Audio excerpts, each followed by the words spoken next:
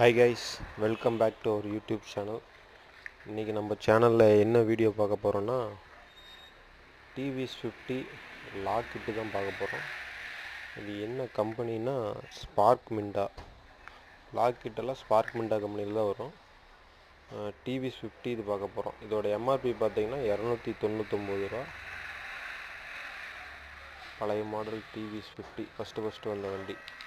இதில் வந்து main lock ஒன்று, சைட் லாக் ஒன்று, ரெண்டு லாக் தான் வரும். 2 சாவி வரும். இதில்